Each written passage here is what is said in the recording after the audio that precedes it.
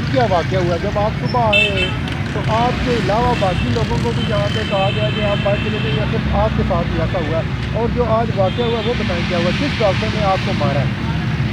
آج صبح میرے ڈرائیور کو انہوں نے میری گاڑی باہر نکالنے کی کوشش کی کہ آپ باہر لے جائیں، اپنا لیٹر دیں، نہیں تو ہم آپ کو نہیں کرتے. تو میں آ گیا تو میں نے کہا ڈاکٹر صاحب آج کا دن مجھے دیں، میرے پاس سب کچھ ہے، میں آپ کو دوں گا. انہوں نے کہا آپ ابھی اسی وقت یہاں سے نکالیں، نہیں تو آپ کی گاڑی کو ہم باہر دھکیل دیں گے، توڑ دیں گے.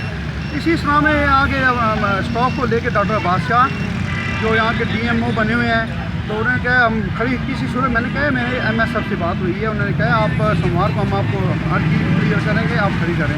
تو انہوں نے اپنی انا بنا کے تو مجھے پہلے برا بلا کہا، پھر مجھے انہوں نے تھپڑ مارا سب کے سامنے، یہاں میرے پاس گواہ بھی ہیں.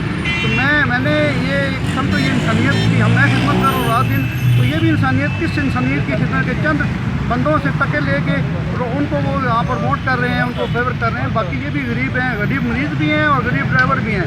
اگر ہم نے کوئی یہاں کوئی کسی قسم میں مافیا بنایا ہے، ناجائز لوٹا ہے، مریضوں کے ساتھ بےوقوفی کی ہے، تو پروف لائیں، میں گاڑیوں کو یہاں سے نکال لوں گا.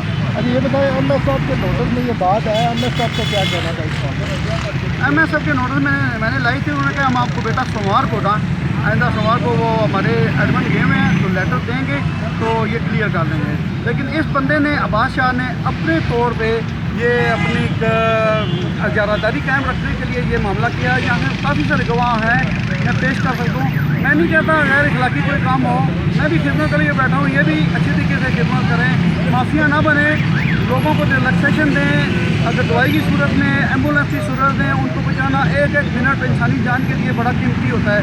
باہر گاڑیاں کھڑی کریں تو 5-6 منٹ لگ جاتے ہیں پیشنٹ کو ٹھیک کرنے میں.